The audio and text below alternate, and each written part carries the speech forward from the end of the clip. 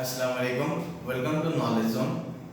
So, in the previous video, we are already discussed about the fishing in the tank, net types. Okay.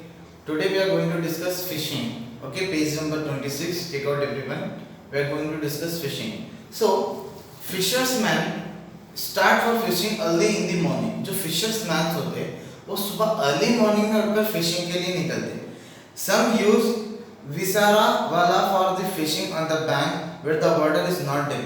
थोड़े जने viscera वाला यानी कि छोटे वाले नेट्स लेकर जाकर क्या करते हैं, कहीं भी वाटर जहाँ पर ज़्यादा डेप्थ नहीं होता वहाँ पर जाकर फिशिंग करते हैं. Others go into the lake on a ferry made with thermocol and reach a place where water is very deep. Spread the कच्चा चलो वाला fishing is done twice a day. तो कुछ जने क्या करते हैं, थोड़ा लेक में जाते, लेक में क्या करते हैं, वो थर्माकोल आता है उसके ऊपर फ्लोट करके उसके ऊपर दूर तक जाते जहाँ पर पानी गहरा है. फिर वहाँ पर बड़ी सी नेट को इस्तेमाल कर जिसमें 60 होल्स रहते हैं, बड़ी सी हैवी नेट को इस्तेमाल करके क्या करते हैं, दिन में 2 बार जाके मच्छियों को क्या करते हैं, ये लोग पकड़ के लेके आते लेक से. लेक यानी कि तालाब. They catches the fish from 4 o'clock to 8 o'clock in the morning and take them to the market. सुबह के 4 बजे पर सुबह के 4 बजे से 8 बजे तक, ओके, मॉर्निंग 4 to 8 o'clock के टाइम पर ये लोग जाकर फिशरमैन फिशिंग को पकड़कर क्या करते हैं, मार्केट में लेकर जाके सेल करते हैं. Again they catch fish from 1 o'clock to 4 o'clock in the afternoon and take them to the market. फिर बाद में कब जाते हैं, फिर बाद में 1 o'clock से 4 o'clock तक जाके फिर फिशिंग करके लेके आकर फिर उसको मार्केट में बेचते हैं. ओके, इस तरह की टाइमिंग है इन लोगों की. 2 डे यानी कि ट्वाइस अ डे, दिन में 2 बार फिश पकड़ते हैं. एक मॉर्निंग 4 to 8, फिर एक आफ्टरनून 1 to 4. उसी हिसाब से they don't care for cold rain heat and do the fishing. ये लोग किसी चीज की परवाह नहीं करते, धूप निकलो, बारिश निकलो, तूफान आ जाओ, क्या भी हो, ये लोग अपना काम पूरे इंथुजियाज्म से, पूरे जुस्तुजू से करते. Fishermen they fish felt over after the sale and wash neatly and dry under the sun. जैसा फिश कोई भी लेफ्ट हो गई तो ये लोग क्या करते हैं, उसको पकड़ते, पकड़ के अच्छे से धोते करते, धोने के बाद उसको साफ करते, साफ करके उसको सन में सूखने के लिए रखते.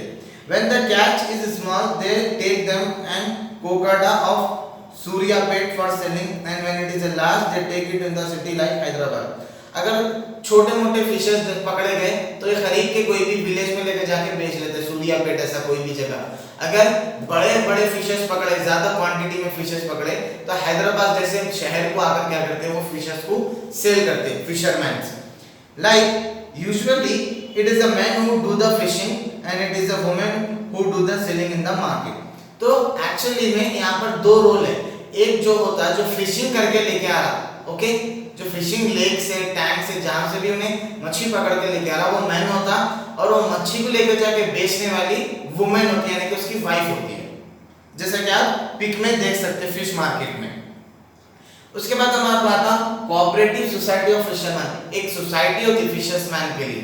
किस लिए बनाई गई है? A family needs have a membership in cooperative society for fishing. अगर आपको फिशिंग करना है तो फिशिंग कोऑपरेटिव सोसाइटी का पहले आपको मेंबर बनना पड़ता. आप कहीं पर भी जाके फिशिंग नहीं कर सकते.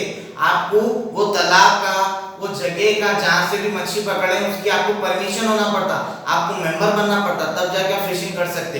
नहीं तो इलीगल हो जाता, आप जाके कहीं भी मच्छी नहीं पकड़ सकते. The membership is decided on the basis of the IACAR. Usually the society take 1 member per 1 hectare, 2.5 hectare. तो मेंबरशिप कैसा डिसाइड करते हैं बोल तो हेक्टार्स के ऊपर, यानी कि कितनी जमीन तुम दे सकते.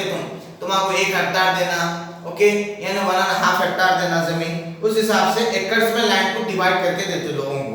There are 339 members in the society today. वो जो कोऑपरेटिव सोसाइटी है उसके अंदर 339 मेंबर्स हैं सोसाइटी में, ओके. जो द सोसाइटी पे 2,35,000 to the Department of Fishery of Fishing in the tank. तो सोसाइटी को ये लोग, ओके, सोसाइटी को फिशिंग पकड़ने के लिए लोग 2,35,000 बनते पूरे मेंबर्स मिलकर, तब जाके ये लोग परमिशन देते कि आप टैंक्स में से जाकर फिशिंग कर सकते. The society has to purchase fish seedling and put them into the tank. तो सोसाइटी वालों को और एक भी क्या रहता, फिश सीडलिंग खरीदना पड़ता है कि छोटे छोटे फिश के बच्चे रहते हैं ना, फिश सीडलिंग बोलते हैं, वो पकड़ के लेके आके क्या करना, टैंक्स में डालना, फिर वो बड़े हुए तक इंतजार करना. They are supposed to pool the produce and share the carrying earning equal amount का बाद. फिर वो पूरे टैंक्स में लाके छोटे छोटे मच्छियां डालते, फिर कुछ महीनों के बाद वो बड़े होते, फिर पूरे पकड़ के फिर वो पूरे इक्वली डिस्ट्रीब्यूट कर लेते जो भी पैसा है फिशेस का. Recently, a new practice can be seen. Many fishes in tank. The fishermen and the poor and the need loan for running the household. मगर recently एक नई practice देखा गया फिशरमैन में. फिशरमैन जो फिशिंग कर रहा टैंक से, उसके बावजूद भी उसके जो नीड्स है, उसके जो जरूरत है पूरे न हो सक रहे, तो इन्हें क्या कर रहा, अपने घर को चलाने के लिए, घर बार को चलाने के लिए इन्हें क्या कर रहा, लोन ले रहा. किससे ले रहा है loan? They cannot afford to buy a fish seedling from the fish farm. Even ये लोग इतने पूर होते चल जा रहे हैं कुछ सालों से कि लोग खुद की अपने फिश सीडलिंग यानी कि छोटे छोटे जो फिश के बच्चे होते हैं जो लाकर पाल के बड़े करते हैं, वो भी खरीदने के लोगों का उतनी कैपेसिटी नहीं रही. तो उसी हिसाब से ये लोग क्या करते हैं, they are forced to take the loan from traders and give advance loan and also take the responsibility for putting seedling in the tank. तो ये लोग ट्रेडर जो बिजनेसमैन होते बड़े बड़े, उनका से लोन के जैसा क्या लेते, फिश सीडलिंग लेते, फिश सीडलिंग लेते, फिर रिस्पांसिबिलिटी भी उसकी है, फिर वो फिश सीडलिंग लेके फिशरमैन लेके जाकर टैंक में डालना, फिर टैंक में वो फिश बड़ी हुए तक इंतजार करना. In the return, the fisher flock have to all their produce to the trader at a price fixed by him, which is usually about 10 to 30 and 20% actually market price. तो उसके बाद वो फिशरमैन क्या करना, जब टैंक में fishes बड़े हो जाते तो वापस लाके वही ट्रेडर को बेचना. ऐसा उन्हें क्या करता, एग्रीमेंट बना लेता लोन लेके, क्योंकि उन्हें दिया ना भाई फिश के जो सीडलिंग्स है उन्हें दिया ट्रेडर, तो उन्हें क्या शर्त रखता कि वो जब बड़े हो जाएंगे तो वापस लाके तो मेरे को बेचना, वो भी मार्केट प्राइस से 10 से 20% लेस, यानी कि मार्केट में 100 रुपीस से बेच रहे हैं बिक्री फिश, तो तुम मेरे को 80% से देना. ओके, इस तरह से यानी 100 रुपए की मच्छी है तो मेरे को 80 रुपए से बेचना. इस तरह से एग्रीमेंट बना के उन्हें ट्रेडर्स को क्या करता, as a loan fish seedling देता. एंड उसी हिसाब से this is the way the market trader use profit. तो इस वजह से जो मार्केट के जो ट्रेडर्स होते हैं वो बहुत ज्यादा प्रॉफिट कमाते हैं यही वजह से. एंड साथ ही साथ the bank would give loan to the cooperative society, the fisherman could become independent of the trader contractor. तो cooperative society को थोड़ी गवर्नमेंट भी क्या करना, थोड़ी गवर्नमेंट हेल्प करना, cooperative society को थोड़ा बहुत लोन देना ताकि फिशरमैन भी इंडिपेंडेंट होना और अपना एक ट्रेड कॉन्ट्रैक्ट बना लेना. थोड़ा डेवलप होने के लिए लोगों को गवर्नमेंट थोड़े बहुत कोऑपरेटिव सोसाइटी को सपोर्ट करना ताकि कोऑपरेटिव सोसाइटी ऐसे फिश फार्मर्स को क्या कर सके, लोन दे सके, ताकि इन्हें ऐसी मजबूरी में आकर अपने फिशेस को इतना बड़ा करके कम से कम रेट में किसी और को ना बेच सके. राइट, तो इसी तरह से हमारे पास फिशिंग और कोऑपरेटिव सोसाइटी इस तरह से रन होती. So in the next video we are going to discuss the part 2 from the chapter number 3, that is ground water. Okay.